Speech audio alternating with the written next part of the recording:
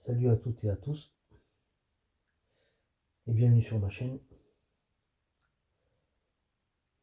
Aujourd'hui, je voudrais évoquer une chose très importante quoi, je dirais même essentielle, c'est c'est le discernement sur le parcours de flamme jumelle. Le discernement, c'est quelque chose, si vous voulez, c'est votre... comment je pourrais dire ça? C'est d'une certaine façon, c'est votre guidance.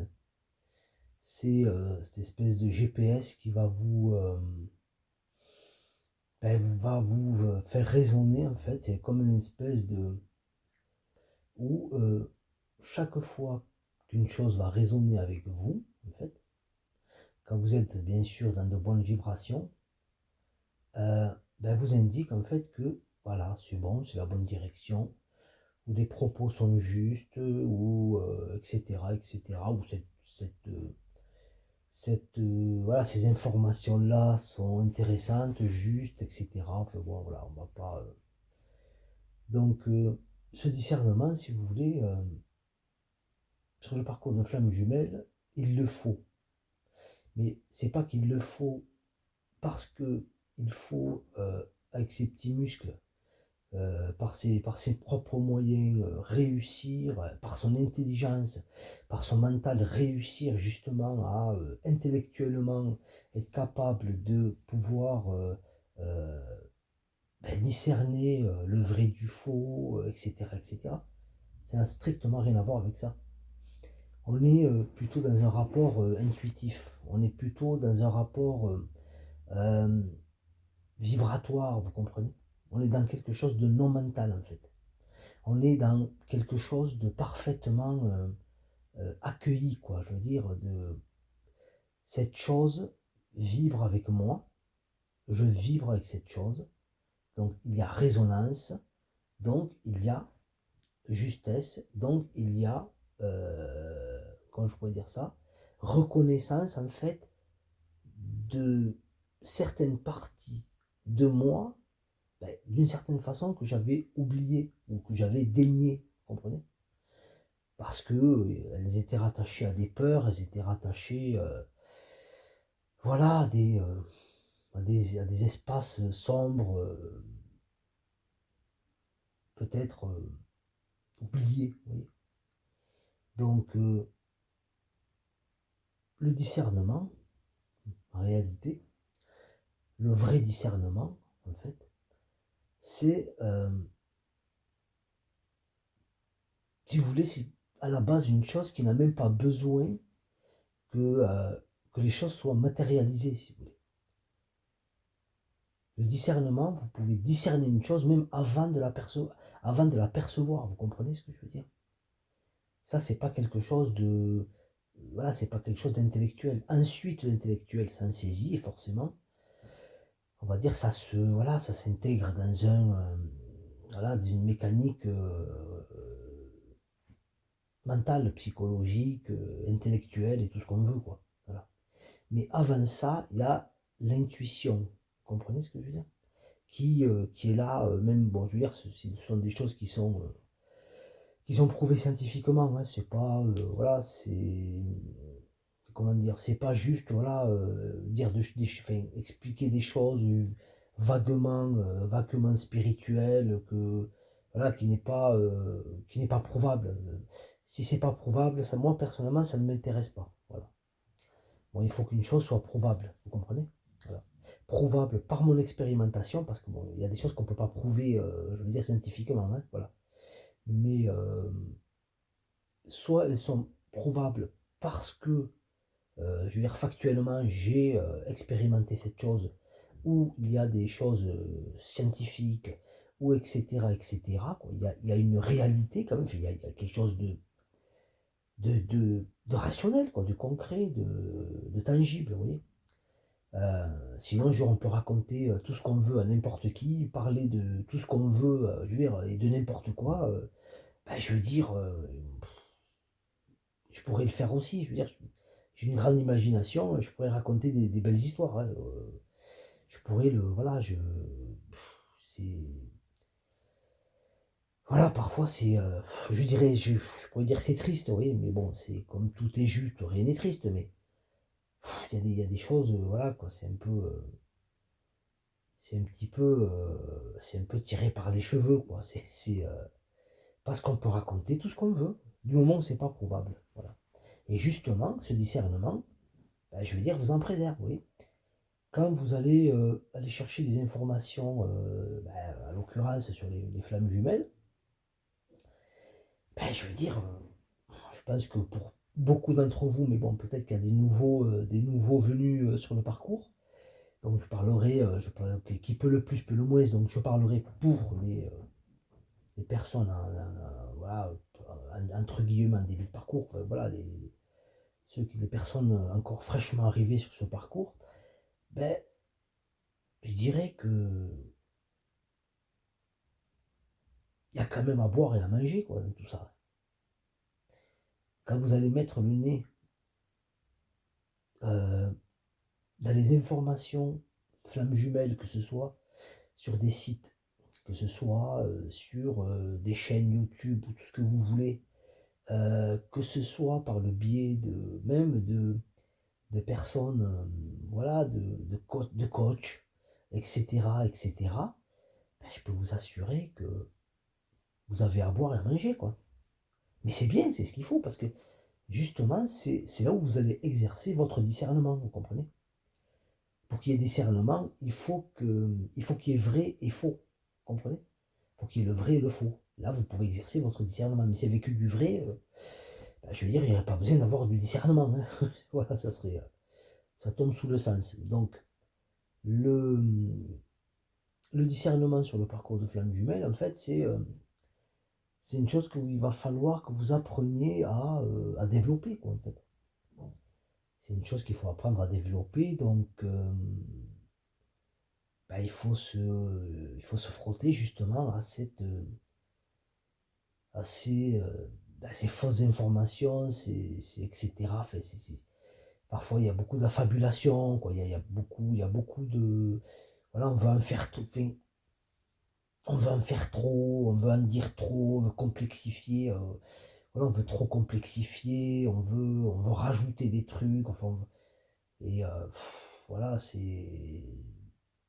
Moi, je sais qu'un début de parcours, ça m'a sauté aux yeux, quoi, parce que là, je comprenais, je me disais, mais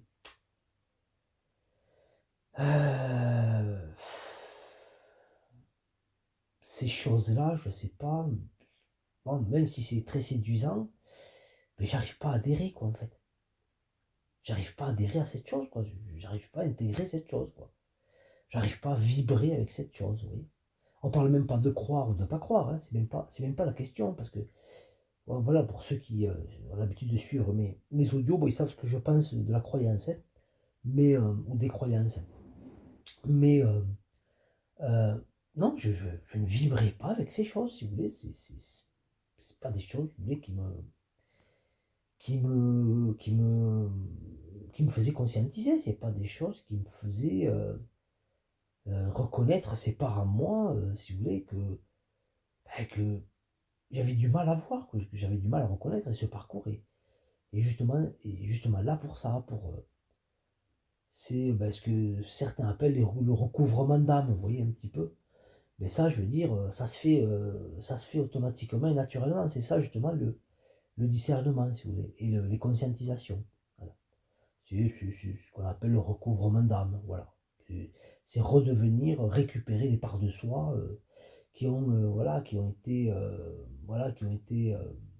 enfouies, bloquées, voilées, mais justement par tous ces charges karmiques, toutes ces peurs, ces traumas, etc., etc., vécus dans d'autres vies. Voilà, parce que là, il y a une notion de réincarnation. Donc oui, bon, la réincarnation, c'est pas quelque chose de... Comment je pourrais dire ça? C'est pas quelque chose de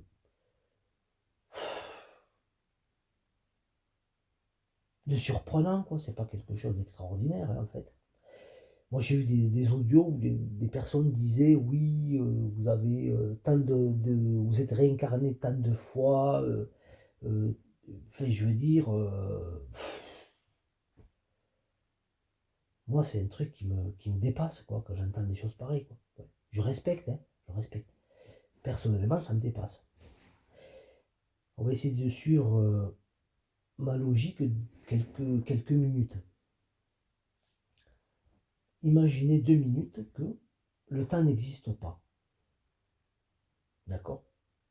Dans l'absolu, le temps n'existe pas. En considérant que l'être que nous sommes, qui est une émanation de la source, qui n'a pas de début et qui n'a pas de fin, qui ne s'inscrit pas dans un espace-temps, qu'il soit tridimensionnel, tout ce que vous voulez, qui est dans le, dans le tout et dans le rien, quoi. Je veux dire, c'est le tout et le rien, quoi. À la fois, ça englobe tout, quoi, en fait. Vous comprenez cette chose? Cette chose englobe totalement tout.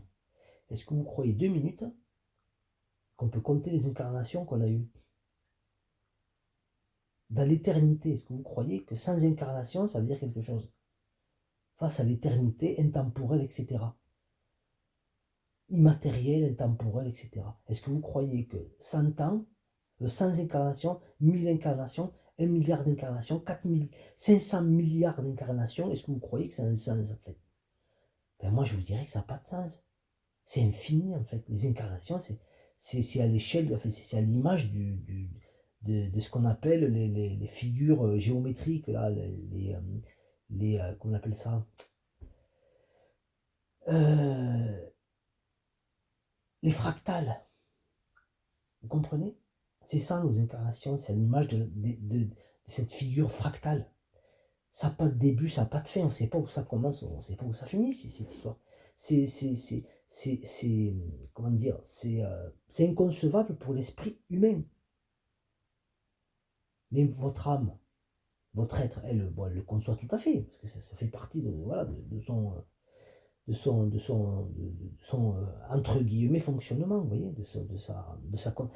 la conscience, je précise bien, la vraie conscience, ben, je veux dire, ça rentre totalement dans son, voilà, dans son créneau, quoi. Je veux dire, c'est parfaitement, je veux dire, au niveau conscience, on peut pas imaginer le rien, vous comprenez? Si vous essayez d'imaginer le rien, comme si le rien du tout, c'est impossible. Pour une conscience, la conscience ne peut pas imaginer le rien, en fait. Voilà. Parce que la conscience, elle a toujours été, elle sera toujours, vous comprenez? Donc l'incarnation, c'est beaucoup plus compliqué que ce qu'on veut dire. L'incarnation, vu que ça ne rentre pas dans un espace tridimensionnel ou toutes les dimensions que vous pouvez imaginer, je sais qu'il y en a que les scientifiques en découvrent, voilà, selon la théorie des cordes et de la mécanique quantique, du quanta et toute cette science-là, je vais dire, c'est. Je veux dire, voilà, c'est immense, c'est vrai que les dimensions qui puissent exister. Il y a des dimensions dans les dimensions. À l'intérieur de nous, il y a des multitudes de dimensions, quoi, vous comprenez? Bon, nous, on est dans notre conscience c'est incarné dans un corps qui est soumis à la 3 dimensions, à la troisième, à l'espace tridimensionnel, si vous voulez. Mais il y a d'autres dimensions, c'est comme des poupées russes, quoi, tout ça. C'est un petit peu comme voilà l'image de la fractale, hein. Il y a beaucoup de scientifiques qui expliquent ça. Donc, à un moment donné, si vous voulez, ben, c'est un petit peu comme le scientifique Nassim Haramein, je crois que ça, ouais, Nassim Haramein, qui explique que, en fait, imaginez que à l'intérieur de chaque atome, ben, il y a un trou noir. En fait, il y a ce qu'on appelle une singularité. Cette singularité, en fait, c'est l'atome étant un espace fini et la singularité étant une dimension infinie, c'est-à-dire qu'à l'intérieur d'un espace fini, il y a l'infini, comme la coquille de l'escargot, comme une spirale, si vous voulez. Vous comprenez ce que je veux dire? C'est-à-dire qu'à l'intérieur de nous, il y a l'infini, potentiellement l'infini. Alors, est-ce que nous sortons de l'infini ou est-ce que nous entrons dans l'infini? Ça, bon, je vous laisserai le soin d'y réfléchir et de méditer là-dessus. Mais ce qu'il faut comprendre, c'est ce qui matérialise. Les choses se matérialisent de l'infini, si vous voulez, pour moi. Voilà, pour ma part. Donc, à l'image des fractales, ben, je veux dire, c'est infini. Les incarnations sont infinies. Non seulement elles sont infinies, mais elles sont intemporelles. D'accord? Et comme elles sont intemporelles, ben, je veux dire, vous êtes incarné en fait en même temps, dans plein d'univers différents, dans plein de dimensions différentes, etc., etc., etc. Ben là, j'avais pour preuve que ce parcours de flamme jumelle, ben là, vous êtes incarné, ben là, c'est factuel hein, pour les personnes qui ont bien compris qu'elles étaient sur ce parcours. Ben, vous êtes incarné, votre âme s'est incarnée là au minimum 2 fois dans la même temporalité, dans le même espace-temps. Voilà. C'est ça qui est prodigieux en fait. C'est pour ça que quand on se rencontre, il y a un bug. On bug. Hein. Il se passe tout ce qui se passe en fait. Voilà. C'est un petit peu comme si c'était du recouvrement d'âme. On récupère, entre guillemets, voilà, oui, on récupère. L'autre est là pour nous ramener justement ces parties de nous sans lesquelles on se sent incomplet, quoi. Voilà. Le discernement, en fait, le discernement, ben, c'est incarner notre être, en fait. C'est nous incarner totalement, en fait.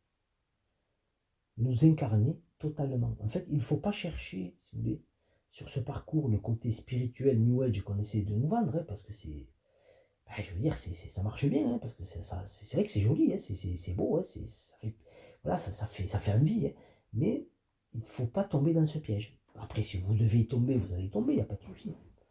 J'y suis un petit peu tombé, moi aussi, hein, oui, je le reconnais, il n'y a pas de problème. J'ai pas de jugement à avoir, hein, ni avec vous, ni envers vous, ni envers moi, je veux dire. Hein. C'est tout à fait normal, hein, c'est un parcours, quoi. Donc on va trébucher, on va tomber, on va se relever, on va se tromper de chemin, on va tourner en rond, après on va trouver la sortie, après etc., etc. Oui, on va cheminer, quoi. Je veux dire, c'est le chemin, le parcours de flamme jumelle, je veux dire, c'est pas une route droite, avec des panneaux de signalisation. Hein, c'est un labyrinthe, le truc. Hein. c'est un labyrinthe, quoi. Ben oui, voilà, il faut cheminer dans un labyrinthe, en fait. Donc, à un moment donné, si vous voulez, le discernement, ben, c'est ce qui va vous... et la guidance, bien sûr. Enfin, on peut le mettre dans le même truc, mais bon, enfin bref. C'est ce qui justement va vous faire comprendre qu'il faut tourner à droite quand il faut tourner à droite, passer cette porte quand il faut la passer, éviter cette porte quand il faut l'éviter. Là, c'est un faux chemin en fait. Là, on me fait croire que c'est un vrai chemin, mais en fait, c'est un faux parce que bon, voilà, je le sens pas. Donc, je vais pas prendre ce chemin, je vais prendre plutôt l'autre qui a l'air moins intéressant, mais où je sens qu'il y a que ma guidance me dit que c'est par là qu'il faut aller en fait. Donc, il faut qu'il y ait une part de confiance aussi. Hein. Il faut avoir confiance. Il faut avoir confiance. Ça ne veut pas dire faire tout et n'importe quoi et se jeter dans la gueule du loup.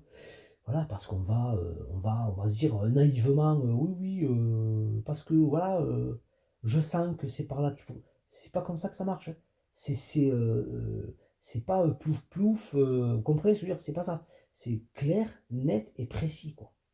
C'est sûr et certain, c'est clair, c'est intérieur. Il y a une part intérieure et une part extérieure aussi dans le discernement. Vous comprenez? Voilà. C'est, c'est, c'est, euh, ça s'articule, si vous voulez, dans plusieurs, comment je pourrais dire ça, dans plusieurs choses, quoi, voilà, qui s'associent pour justement être ce discernement, pour être cette guidance. C'est-à-dire il y a des choses matérielles, des choses spirituelles, des choses intellectuelles, des choses intuitives, etc., etc. Quand il y a l'alignement de toutes ces choses, c'est ça, quoi, en fait, la guidance et le discernement, en fait. Parce que dans le discernement, on a aussi besoin du mental, vous comprenez? Voilà. Donc, le discernement,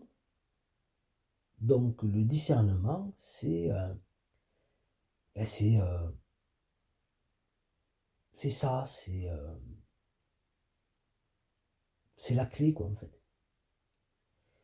C'est la clé. Même si ce discernement va, enfin, vous aurez l'impression qu'il va s'amoindrir quand vous serez en séparation et en éloignement, parce que quand vous étiez au contact de votre autre, forcément, c'était la fête, hein. Là, il y avait, là, c'était surcroît d'énergie. Enfin, bon, là, tout était décuplé, hein. Mais une fois qu'on se sépare, qu'il y a la grande séparation, etc., là, il va falloir aller chercher là, il va vraiment falloir chercher les ressources, hein, à l'intérieur, hein, je peux vous le dire. Mais c'est fait pour, hein. C'est fait justement pour qu'on comprenne en réalité que, ben, je veux dire, on n'a pas besoin de l'autre, hein. On le vibrait déjà en nous, tout ça. Voilà. Mais bon, c'est vrai que pour les personnes réunies, c'est sûr que bon, eux, ils sont en surcroît d'énergie, quoi. C'est vrai. Pour les vrais couples de flammes jumelles, j'ai rien à dire, hein. C'est énorme, quoi. Y a rien à dire. Voilà. Au niveau énergétique, voilà, ils sont au top, quoi. Voilà. Donc, voilà, donc ce discernement, bon, voilà, il faut l'accueillir, il faut savoir le reconnaître, le ressentir, le vibrer, etc. Pour vous pouvoir l'incarner, voilà, dans votre vie, quoi, dans votre parcours de vie, on va dire. Voilà. Et tout le côté, tout le côté New Age, etc., est là justement pour vous aider justement à vibrer, incarner cette, ce discernement. Voilà. Donc, bah, écoutez, je vais arrêter là cet audio et je vous remercie à tous. Euh, bon, mais sur ce, je vous dis salut et à une prochaine fois. Allez, salut.